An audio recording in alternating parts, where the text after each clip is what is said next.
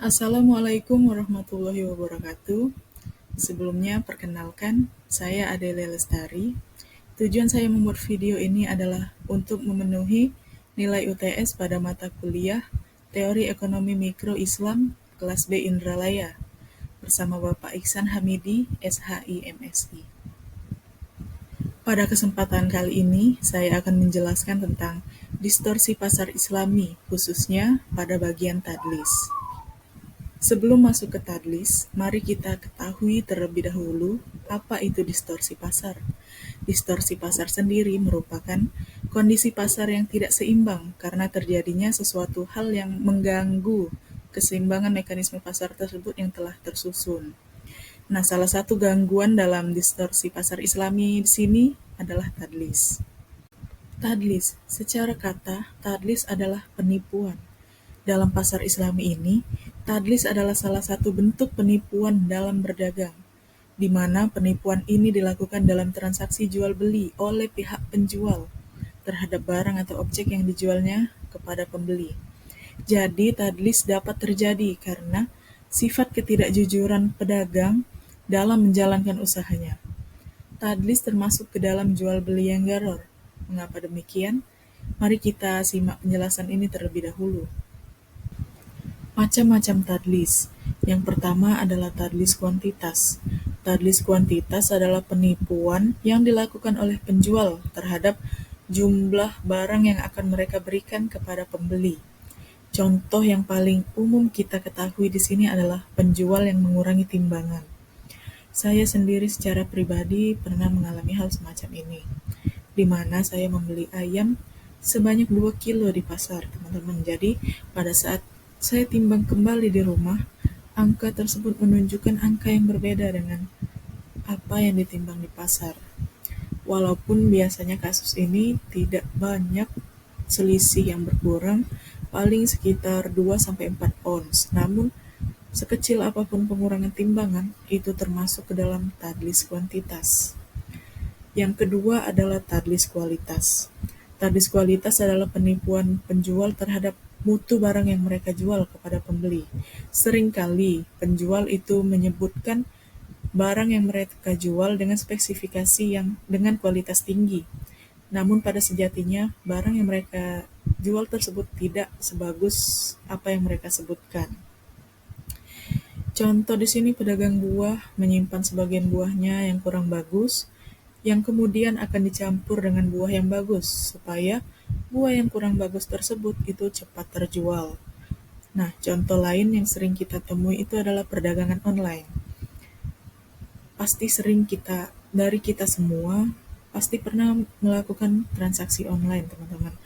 Nah, jadi biasanya para penjual online itu memasang foto yang menarik dan menampilkan spesifikasi dengan mutu tinggi.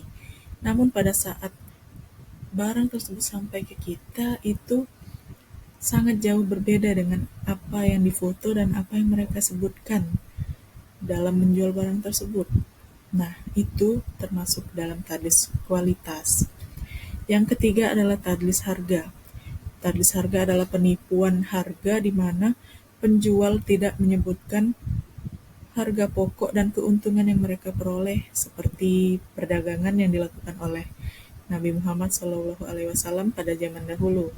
Nah, pada kasus ini, penjual itu memanfaatkan informasi pembeli yang tidak mengetahui harga yang berlaku di pasaran tersebut. Contohnya itu taksi yang menawarkan jasanya kepada turis asing dengan harga di atas harga normal. Contoh lain itu saya pernah membaca Twitter terjadi di Bali, teman-teman. Jadi, turis asing dari Korea ini ingin berpergian ke suatu tempat di Bali. Nah, karena dia tidak memiliki aplikasi online, jadi dia harus memesan secara offline. Nah, si driver ini memasang harga sangat jauh di atas harga normal. Untungnya si turis tersebut itu pinter, jadi dia dapat menolak menggunakan jasa si driver tersebut. Lanjut, yang keempat adalah tadlis waktu. Tadlis waktu ini adalah penipuan penjual terhadap pembeli atas waktu yang mereka telah sepakati di awal. Nah, jadi pada kasus ini mungkin menurut si penjual ini bukanlah suatu penipuan karena mereka sejatinya itu tidak ingin kehilangan pelanggan mereka. Jadi mereka menerima berapapun waktu yang penjual berikan. Jadi, nah, tapi di sisi pembeli ini sangat merupakan penipuan. Contohnya itu adalah pedagang kue yang berjanji menyelesaikan pesanannya, namun sampai waktu ketentuan sampai waktu yang ditentukan mereka tidak dapat menyelesaikannya. Atau pada contoh lain itu adalah pemimpin proyek yang memborong suatu pekerjaan dan menyepakati waktu 6 bulan. Namun, setelah 6 bulan waktu berjalan, proyek tersebut tidak dapat mereka selesaikan. Nah, ini termasuk ke dalam tadlis waktu. Dari 4 macam tadlis tersebut, semuanya termasuk ke dalam penipuan dan melanggar prinsip jual beli secara Islam.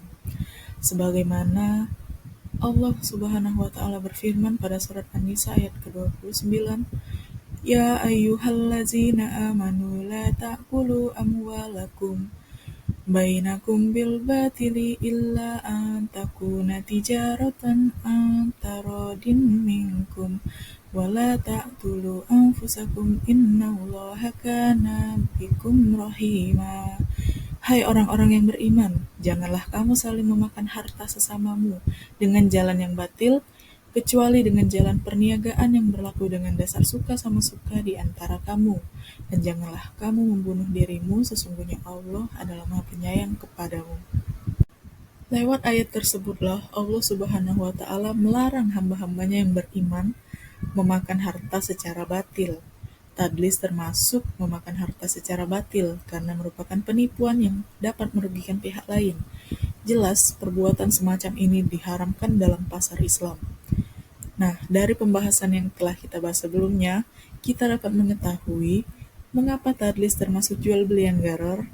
Karena tadlis merupakan jual beli yang mengandung unsur penipuan dan pengkhianatan yang dapat merugikan pihak lain di dalamnya, baik dengan objek yang dijual maupun cara dalam melakukan transaksi tersebut.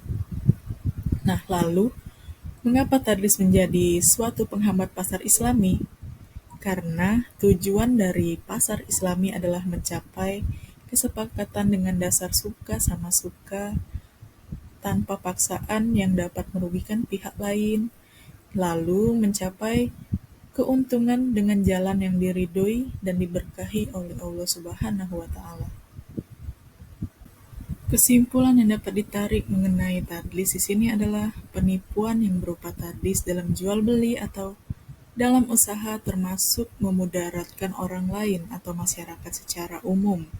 Karena ini semua bentuk tadlis dikategorikan memakan harta orang lain secara batil dan zalim sehingga hukumnya adalah haram. Saran yang dapat diberikan dalam menjalankan usaha yaitu ingat hal ini, Islam mengajarkan kejujuran dalam berbisnis dan berniaga. Di sanalah akan muncul barokah selama mau bekerja dengan cara yang halal.